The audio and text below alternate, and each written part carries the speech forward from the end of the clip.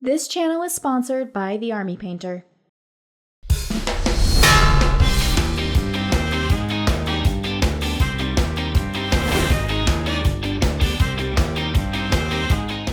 right, we're gonna quickly just do introductions on our end because neither of us have been on video before for the viewers at home. No. So I'm Norman, Mild Norman on the site. I've been doing some coverage for Trench Crusade. I do 40K coverage and AOS coverage as well. Yeah, no, that's who I am. Who's the pasty guy with the skeleton? That doesn't narrow it down in the wargaming community. Sorry. Yeah. He's got a skeleton. Yeah, I do. Yeah, I got Billy Bones in the background. I'm Ryan, or people might have seen me eating egg on the internet. The call me Brad. sickest battle rap ever. Yeah, that was like 2 years ago. I need to come up with something new because that's really all I have. At this point, I cover AOS on the site mostly, and with some Trench Crusade, of course. And yeah, I mean, I think that's all I got.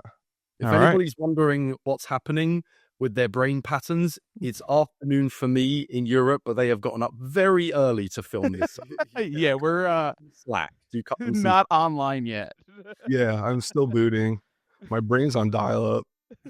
All right, Jamie, you want to tell watchers at home? Yeah, I guess so. What exactly is your role at Factory Fortress? So what I used to say in response to that question is I'm the guy that does all the boring stuff. So where you have like Mike and James and Thomas doing all the rules and the art and everything, I just used to do, well, I still do all of the business development. I organize them around the Kickstarter. I still do all the business development. But it's not just me anymore. I have a slightly expanding team, which allows me to get a few more hours of sleep every night, which is, appreciated. But yeah, I am technically COO, Chief Operations Officer, and I just, keep the train on the tracks whilst Mike is trying to drive us into a ditch of vampires or go off and develop some rule about something. Yeah, which I'm sure everybody is super hyped about, but yeah. So, kind of expanding off of that, what does the day-to-day look like kind of now that the Kickstarter is not fully done because you're still doing delivery of different stuff? What's the day-to-day look like now? Yeah, it's varied. It's very busy, but it's super, super varied. So many things on the fire at the moment. Obviously, with Essen having been such a success for us, with the plastic kits being so well accepted, the pressure is on, boys. The pressure is on right now. So a lot of it is basically planning for 26 at this point. Obviously, overseeing the final stage of deliveries for the Kickstarter. As this is recording, I think we're down to like the last 100 orders, if what I've received is correct, from like wave 1.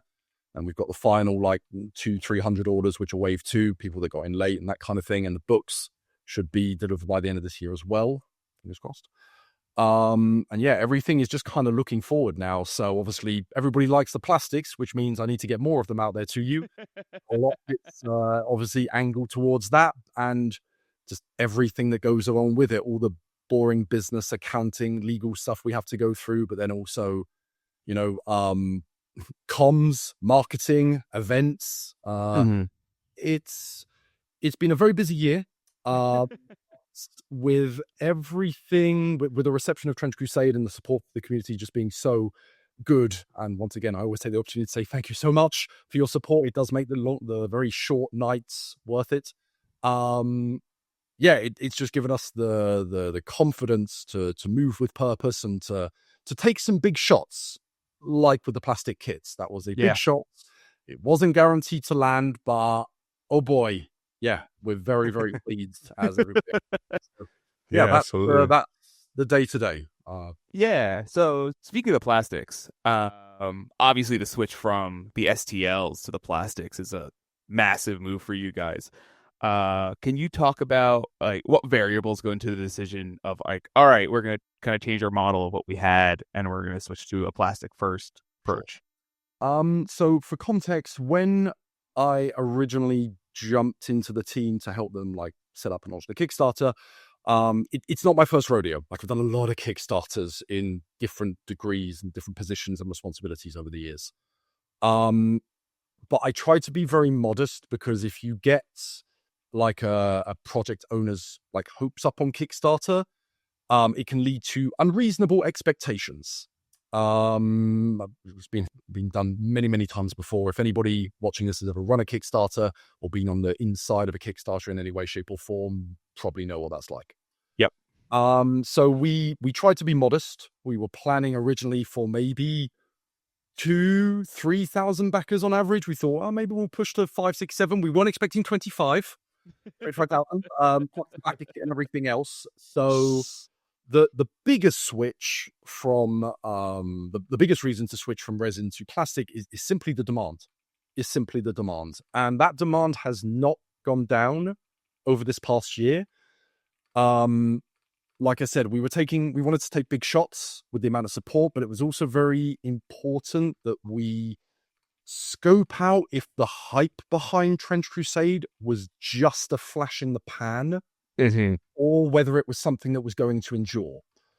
And over the past year, whether it's been like the absolutely insane reception to the game, like Adepticon, where our brave and very exhausted demo team, they ran 500 demos over the course of Adepticon. Whether it's things like friends of mine that have Trench Crusade t-shirts that live here in the east of France that have just gone into like a butcher's, and the guy behind the counter's been like, "Oh shit, Trench Crusade, where'd you get that?" It's just stuff like that. It doesn't seem to want to simmer down. And so that's when, we were like, okay, I think we can take some big shots here. We can move forward. Because obviously plastics be expensive. Not just the tooling aspects, which I'm sure everybody has heard talk to death, but just the development cycle. Like if you wanted a quick rundown of how long it takes to do. Yeah. Honestly, I think I could commercialize, if you give me a dedicated sculptor, somebody to do the supports, and a couple of hours of my time, if the concept wasn't super complicated, we could get a 3D file out in 48 hours, 72 hours max. If it was just like one model, not super complicated, and we didn't do too many checks, revisions, that kind of thing, because that's just how easy it does. Total cost of that is a couple of $1,000 at most. Plastic sculpting requires a team of currently 1, 2, 3, 4, 5 people, and takes about 2 months. So it's very expensive and time consuming on top of the tooling aspect of things, which is once again tens of thousands of dollars on top of that. The big upside to that, however, is obviously we have objectively, not everybody will agree with me on this, I know, but objectively a better quality product. Plastic is just easier to work with. It is the Rolls Royce of miniature material. And we can get it out in larger quantities.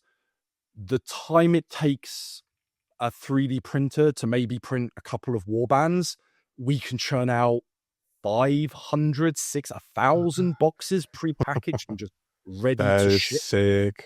That's crazy. That is so sick. Like what a lot of people don't know is that we actually had an emergency production run done for Essen because we brought a certain amount with us. Right. We basically sold out before the end of the second day. And at the end of the first, they were like, sure, get the molds on the machines and overnight. And so, we had a couple of hundred extra copies just produced, boxed, and overnighted to us at Essen to make sure we didn't run out.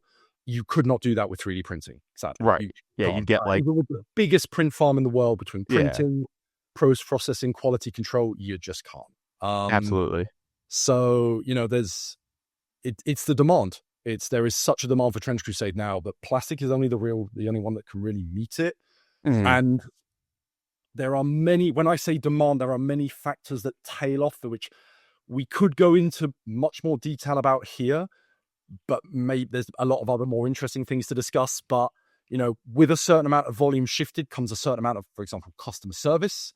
With resin, the error rate is pretty high compared to plastic, which is almost non-existent. Okay. I'm going to imagine sense. that for every 100 quality control issues we have with resin, maybe we have one with plastic, and I'd be surprised if it was that high. And you would be amazed how much time and energy and money it takes to sort that kind of thing out. So even with Shop 3D, obviously, I'm sure everybody's seeing like the horror stories of some people receiving a model that wasn't fully cured or something like that. Even with Shop 3D being very diligent whilst trying to move as fast as possible, obviously there still have been issues which just take up a lot of time for their customer service manager, my customer service manager. It's Trench Crusade is now where we had to move. Gotcha. And with the Prussians landing so well, there was no reason not to continue, basically. So Essen was really the trial by fire, and it passed. Clearly, it's hard.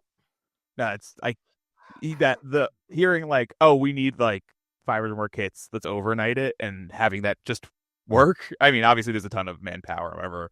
Yeah. The fact that that's a possibility is just that's crazy. But speaking of the Prussians, why start there? So, like, obviously, you guys have a whole line. This is a super boring answer. I'm going to tell you right now. We started with the Prussians because it's dudes in armor. It's dudes in armor, and they are one of the most popular variants. Okay. Basically, I had at the time a brand new team which we were putting together. Like, we have some real industry professionals. I'm very, very lucky to be working with some incredibly talented people. But putting a load of talented people into a room does not a fluid project make. So there was a notion of, right, let's start with something simple. Let's not do House of Wisdom or Court or require like so much engineering work. Start with something simple with a couple of challenges, like the Hotman with the coat over the shoulder. That required a minimum amount of thought going into the engineering, the cutting, and of course the Feldka plan, so the trench priest equivalent. He was very complicated to make. He took, I think, as much engineering time as all the other models put together. Oh wow! Whoa! It was really, well, when you're putting a new team together like this, making sure that the message the engineer is getting across is picked up by the sculptors. They give back what the engineer needs so he can finalize it. And I'm oversimplifying things there just so to make this not a 5-hour podcast. To save your fingers from having to type all this out. It's a lengthy process, but we started with something nice and simple that we knew people would like, that would release around the end of this year. Now, contrary to popular belief, this was not meant to release at Essen. This was meant to release at Nova, because we originally thought that was when the Kickstarter would be finished. Obviously, there've been a lot of delays and such on Shop 3D's side. We didn't want to make any big moves until we were really into the tail end. And even then, I would have preferred to be fully finished. But at that time, we were very invested and committed into Essen, so we kind of had to go. But normally they should be on sale towards the end of this month, the 22nd. The Kickstarter will be done by then, so technically we're good. Would have preferred it otherwise, but sometimes you have to go in these kind of situations. So yeah, they were easy. They were the easiest thing, nice high impact, something that a lot of people wanted. And they came out for Essen. So Prussians in Essen, that just works well. Yeah, makes sense. Yeah. I do wish we got that House of Wisdom sculpt, but I'm sure it'll come one day. Enjoyer, you will get that House of Wisdom. But for example, to give people a quick idea without spoiling anything here, House of Wisdom have a sort of like Mr. Potato Head build your own. Right. Yeah, your homunculus weirdo. Yeah. Super cool. How do you make that into a plastic kit without having like 3 different SKUs? How do you make it so it's like the old, we look at this the same way. If you think about like the old Space Marine hero kits with all the different weapons and such and what have you in them, that's kind of what it can look like. But there you had like 1 miniature. We need technically 3 miniatures with different base sizes and different body sizes. It's a challenge. We've already made big advances on stuff like that and other kits, which require a certain amount of, shall we say, mulling over.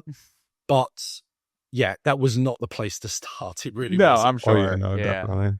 Anybody that's thinking they won't get their House of Wisdom anytime this turn of the next century, you will. Trust me, you will. But yeah, no, I'm thinking of like the Games Workshop Chaos Spawn kit, right? Yeah. Very similar. Where it's just you have your core and then you just putting a bunch of greebles on it. But yeah, you're talking like I even consider you have the winged variant, you have the gargantuan variant, you have the massive variant. So there's very different sizes and silhouettes you're working with. Mm-mm. And there's a lot of stuff that people like. We have a homunculi. You guys Right. have seen 2 versions of the homunculi now. 4 actually, because the digital rules just came out with a little a few little new illustrations. But there's others that you haven't seen yet, which I'm very excited for you to see, which is surely going to shift the needle in what people expect from the homunculi kit. But there's also a notion of like adapting as we go along to what people want to see in regards to the artwork and the universe and all Right. that kind of thing. So Yeah. Speaking of which, the art, kind of shifting gears for a second, talking about the 1.0 release. So obviously, the 1.0 release it's a massive effort. It's a ton of work for everyone involved. But the rules are free, right? Like you're not making money per release of the rules, right? So what factors go into that business decision of like, all right, we're going to focus a ton of energy on something that's not obviously it'll drive like model sales, but like it's not going to make us directly any money. So, wow, this might be oversimplifying things, but once again, without wanting to make this be a 5-hour long video interview, there are a lot of things that go into business development, into supporting a product. Mm-hmm. The rule set is basically, obviously, we make a game, so we need rules, obviously. Right. But when it comes to the financial decisions behind that, the rules support the product. You know, they're without rules to dictate how the Prussians play. There are very few Prussian sales outside of like people that really just like to paint tiny soldiers. Right. And it's a commitment to the community to having like a solid evolving rules document, listening to feedback as we go forward, making sure that it's up to date with just not, how can I put it? Not even things like balance. Like in this respect, we didn't even do a balance pass on the rules. And when I say that, please don't think we weren't like, oh no, this is clearly broken, but we're not going to fix it. There is loads of feedback that comes to us on a daily basis about what people would like to see, what they think is too powerful, not powerful enough, blah, blah, blah. The main goal of the 1.0 rules was to bring it up to a professional standard in terms of presentation and accessibility. Obviously, some people are going to go, yeah, but there were loads of typos in there. Sadly, that is always going to happen. When you've looked at a text for hundreds of hours to the point where your eyes bleed these letters, some things just slip by. They really do. And sometimes it's silly mistakes, like you guys might have seen the executioner axe. Yeah, the blast axe. Copy-pasted the text. Yeah. So that got copy-pasted the text. I think it was from like the Holy Hand Grenade. And the graphic designer isn't really sure how that happened. He thinks it was just like a InDesign quirk.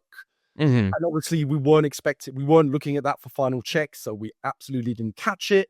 So there are sometimes silly things that creep in there. Also, you know, just maybe a letter missing here or there. It's silly stuff. Right. But digital document, we can very easily correct it. But that was something that crept into the digital rules. That is not in the physical book. Okay. And the upside to that is that, honestly, new Trench Pilgrim weapon. Oh, yeah. A melee weapon that explodes and hits you and everybody else. Oh, yeah. Trench Pilgrims, look out. We might drop some experimental rules just thanks to this minor InDesign slip up. So it's a happy little accident. Exactly. So yeah, the rules are, yeah, I could go on for hours about this. We make a game, we need good rules. Right. The game, wargaming, its strongest asset is its community. What brings people together as a community is the painting, is the playing, is everything that revolves around the miniatures. So without a good rule set that supports that community, that listens to their feedback, that evolves with all the releases we bring out, and just with the wargaming industry in general, like there's a couple of things that I really wanted to take a shot with when it came to Trench Crusade with how we did things, but there's a lot of things we didn't invent. Like there's a lot of infinity in Trench Crusade. If you want to look at a company that really made moves years ago in making war games more accessible, in being very community focused, look at Corvus Belli, look at Infinity. I'm a long-time Infinity player. Corvus Belli are an amazing company, lovely people. And I was like, what they've done is dope. We should do the same thing for Trench Crusade. And then we did a couple of iterations, a couple of things, but in that respect, kind of standing on the shoulders of giants there for sure. Makes sense. Yeah, absolutely. So you did mention in there, like, you said you didn't really do a balance pass with the 1.0 release. Are you guys planning on doing like balance passes as needed and publishing those out, or is there like a schedule plan for that? Yeah, this was going to come out. So the exact schedule is to be determined, because obviously we're not going to say 3 months if we don't think it needs 3 months. It will probably need more at the beginning than it does once we get rolling for obvious reasons. But at the same time, obviously we've got a lot of product releases coming out. People should expect changes as products are released.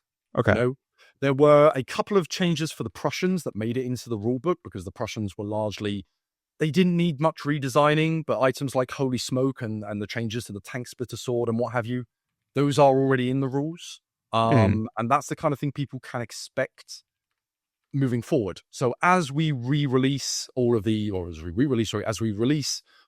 new variants, if you're wondering what I'm talking about, we did do a full article on how we plan to handle releases, the box format, that kind of thing.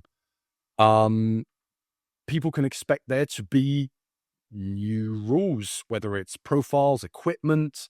Some of that will be orientated towards balance patches or balancing, as it were. We think the game is, for a narrative-focused game, we do believe it is in a good state right now. It is impossible to perfectly balance a game like this. Right. To put it into perspective, for those of you that will get the reference, if Riot, with all of their billions of dollars, cannot perfectly balance League of Legends, us 5 dudes will never perfectly balance Trench Crusade. But we will make it fun. That's the most important part. And we will do our best to address any urgent concerns immediately, such as there were a couple of things which, once again, like the Executioner's Axe, it was better to just put out a quick errata and clarify those right now.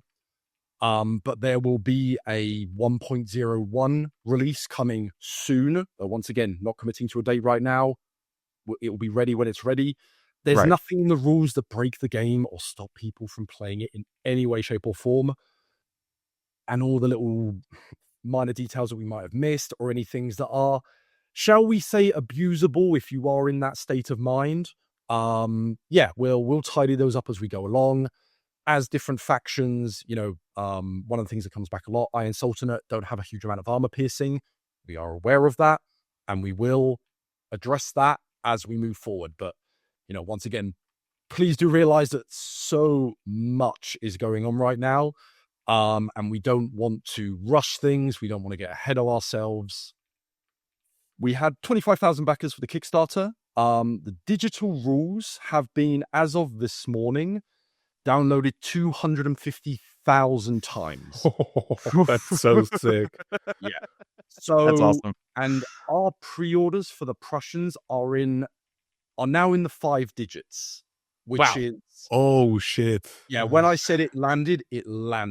So there is a huge amount of community growth since the Kickstarter, which means there are going to be a lot of voices, which we do want to try and listen to. But if we let all the cooks into the kitchen at once, it will be absolute chaos. Absolutely. So there has to be structure.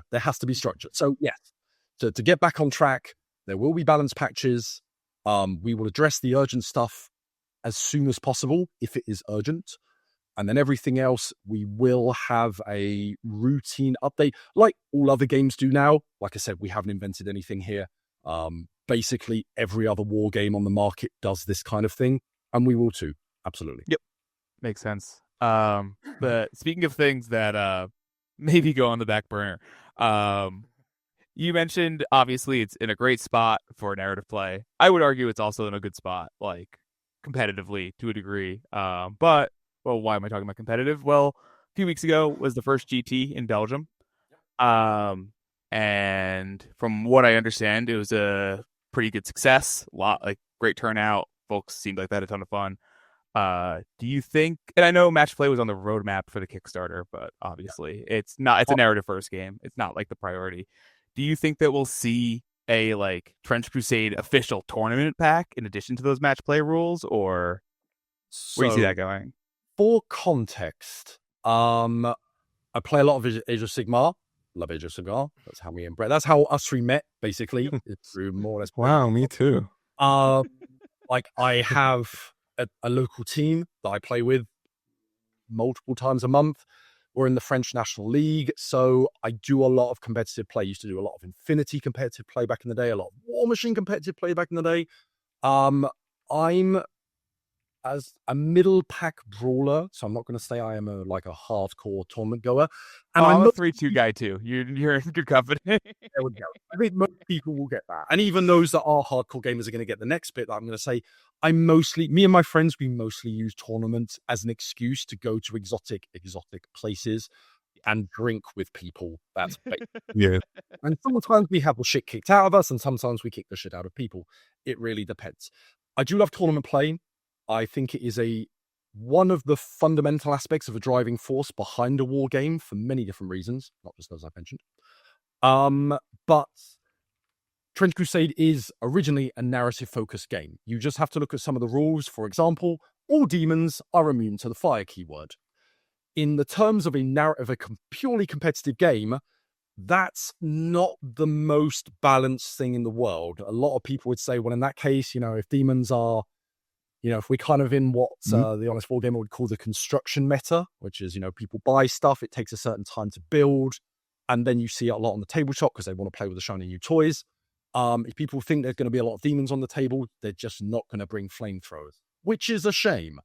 So I absolutely do want to see a competitive scene for Trench Crusade.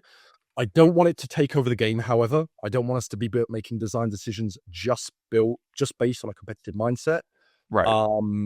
Trench Crusade as a game really comes into its own when you play it as a campaign. In a perfect world, I would like to see both of those mixed. I don't know how we're going to make that work yet, but, one can dream.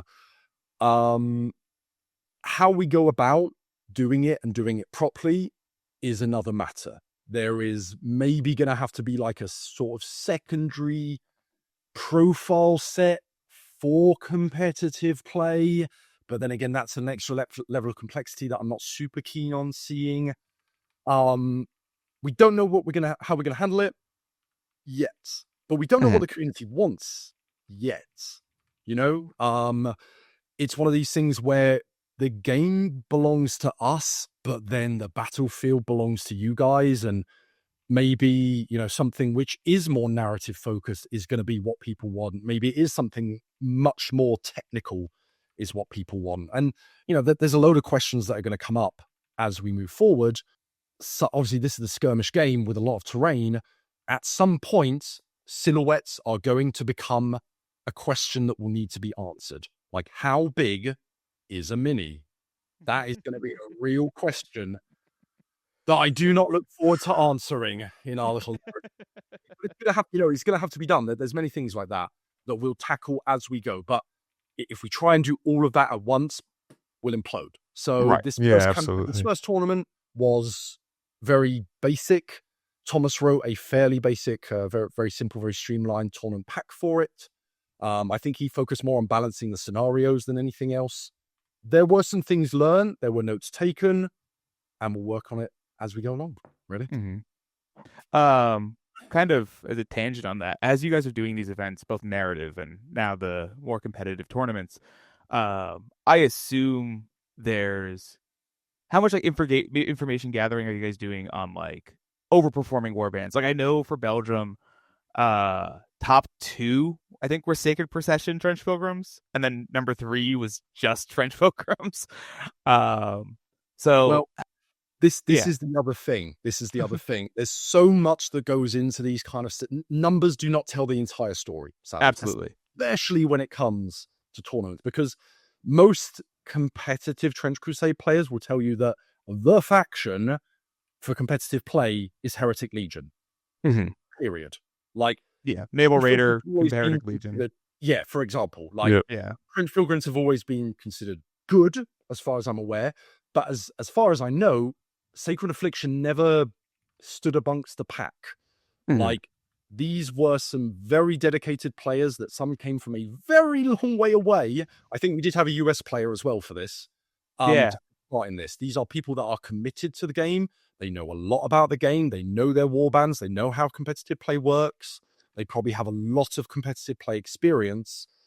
We're not just going to nerf Path of the Sacred Affliction because two of them placed well in this first ever competitive tournament. There's so many notions that go into it. There really is. Right. Whether it's rules, whether it's points, whether it's scenarios, whether it's sometimes some armies that when they're played by the right pilot are just good. I mean, we see that in AOS all the time, right? Yeah, Like, yeah, exactly. Like you'll see Seraphon struggle. Oh, they won a GT because this guy knew what he was doing. Absolutely. I don't want to speak with the, like I said, I do play a fair amount of AOS competitive, but I generally these days do not have the time to keep up with the global meta. But to my knowledge, I think it was Slanesh and Goblins that was the final. I think that's right. I know Slanesh was there. I think Slanesh won. Yeah, and I don't, we didn't see the Caradrons or, any of the big, what some people are apparently calling the Codex creep factions currently, where they just came out and it's like, Right. Yeah. It's you can't do a knee-jerk reaction to these kind of things. Absolutely. Right. Oh yeah, no, I'm not. Easy to identify. Sometimes it's really not. So yeah. We'll I mean, listen, Ryan's my main Trench Crusade partner. We play games most of the time. He plays Trench Pilgrims. And as much as I'd love to see him suffer more, I'm not gonna knock down the doors for a Sacred Affliction nerf. Yeah, speaking of like those events, and you mentioned earlier, kind of events being an excuse to go drink with people. We had the opportunity to drink together at Nova. We did. Where, like you said, you guys announced the initial plastic release. Do you guys have another event coming up soon? That'll have a big Factory Fortress presence. Ooh.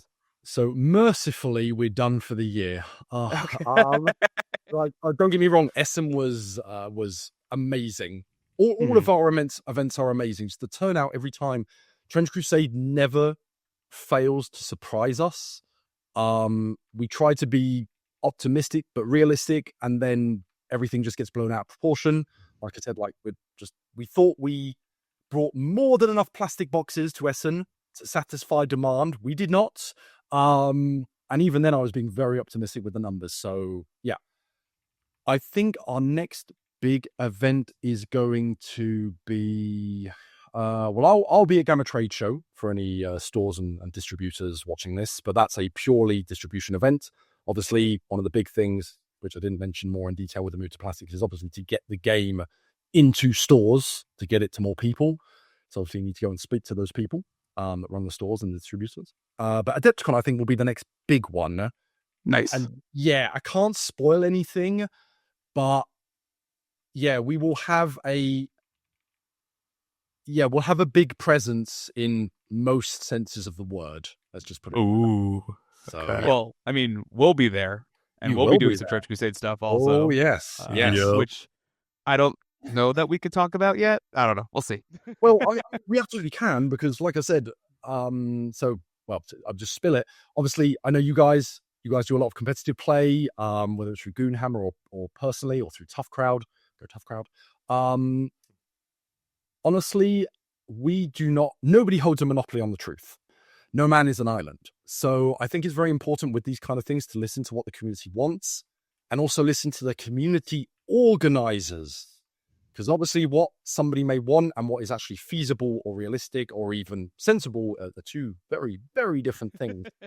So yeah, we are working with Goonhammer, with Bread, with a lot of people that know about competitive play to kind of take these steps forward. One of those steps will be at Adepticon, with more information to come. But yeah, it's just an example of how, between us honestly not having the resources to manage it ourselves, like we are still a small team, we are expanding because, like I said, it's moving very fast. But but we are laser focused on getting product out, on getting the game up and running, on getting it out there. And then with community events such as tournaments, we are not delegated to a purely supporting role, I want to say, because we want to make sure that everything is in the spirit of Trench Crusade, I guess, is the best way to put it. But yeah, working with you guys, you have what I consider to be a very fair and balanced and healthy view of what a competitive event should be. Yeah, absolutely. There's no reason not to, you know? Makes So, sense. yep. Yeah, I mean, we're excited. Oh yeah, we're so amped. So we amped got- to get we- going. That's I'm super when we excited. got brought on board for the Adepticon stuff, immediately Ryan and I spot, and it's like almost midnight, but Ryan and I are like cooking. We're like, all right, what's the player pack supposed to look like? What are we gonna do for scenarios? What are we gonna do for Good. terrain? Stuff like that. No, we're stoked. It's gonna be a lot of It's fun. really good. I hope. I'm really excited to see it from both a personal and professional point of view. Seriously.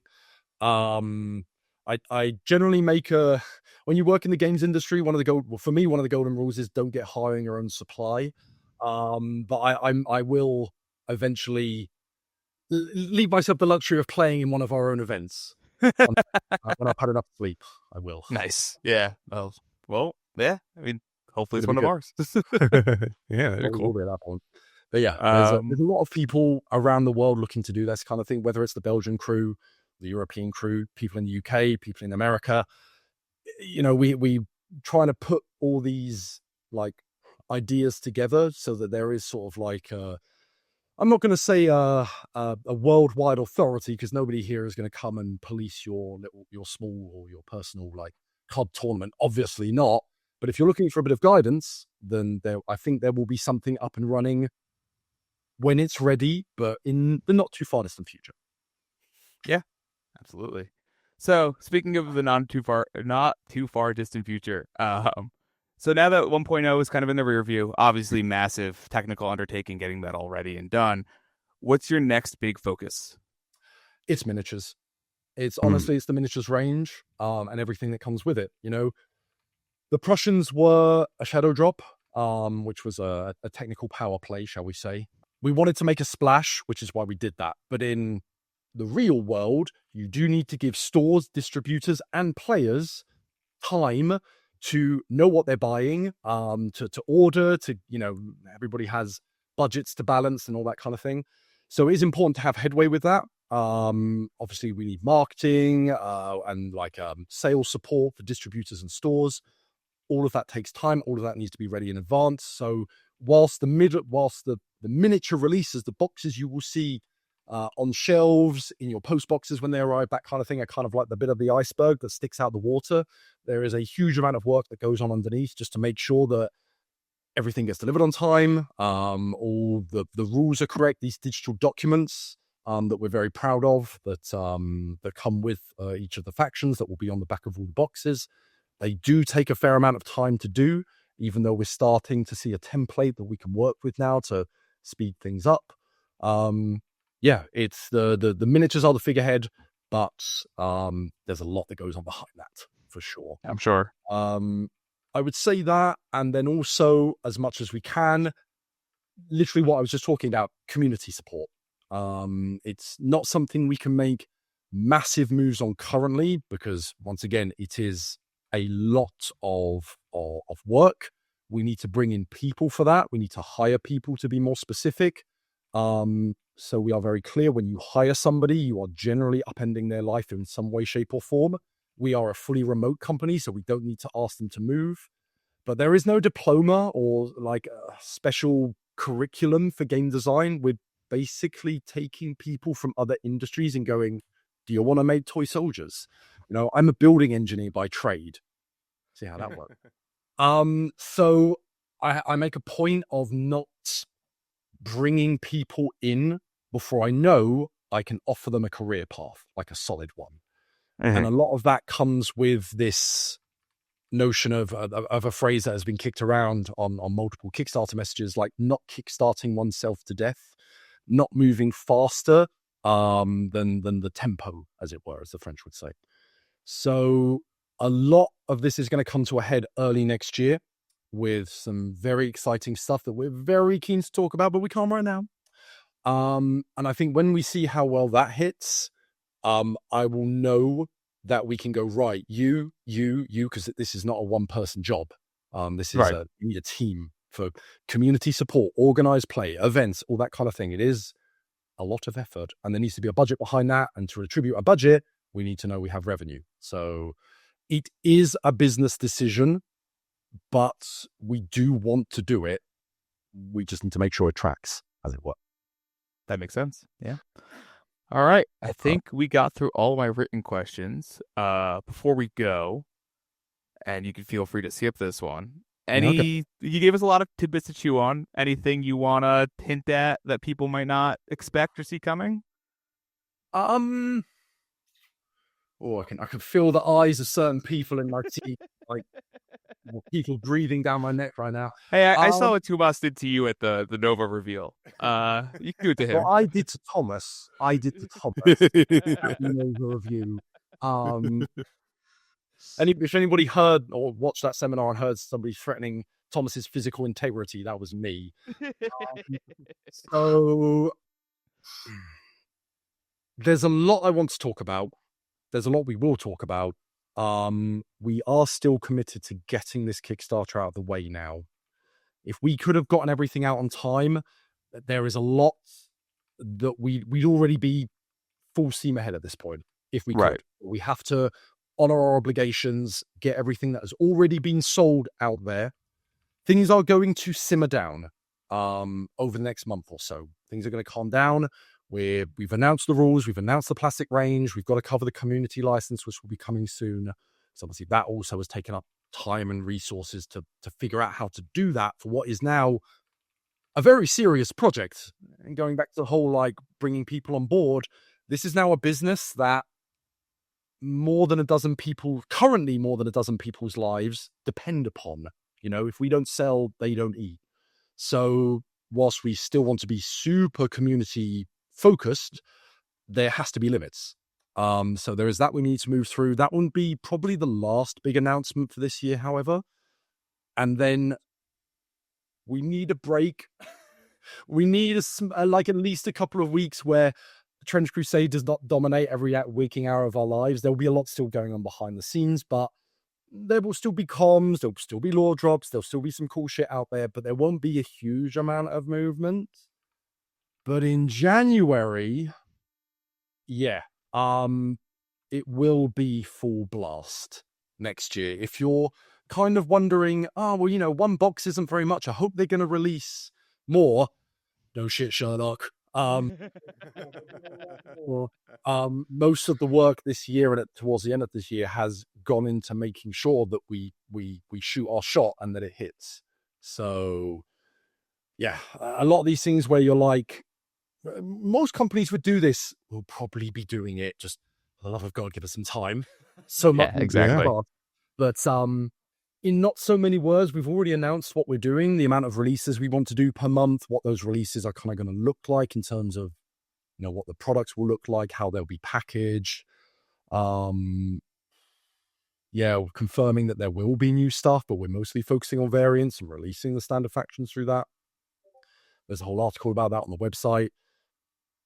There's loads of exciting stuff, which I cannot commit to right now, which I really want to. Right. But the most tidbit thing I can say is like, if they're a company and they're doing this well, they should do this. We're probably doing it. You just haven't seen it yet. There you go. It's fair. And all right. Bear with us as we grow, because it's 1 year going from resin to plastics has been an experience. I didn't think it was worth it. Absolutely was worth it. But you do not grow from a team of 4 dudes working this part-time overnight to a company the size of the Trench Crusade game now needs to run successfully.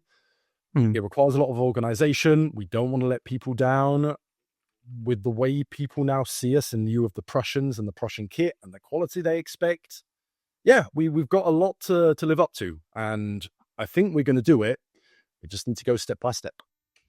Fair enough. All right, Jamie, thanks so much for joining us today. My pleasure. It was a lot of fun. Yeah, always a pleasure talking to you, dude. Anytime. Take care, guys.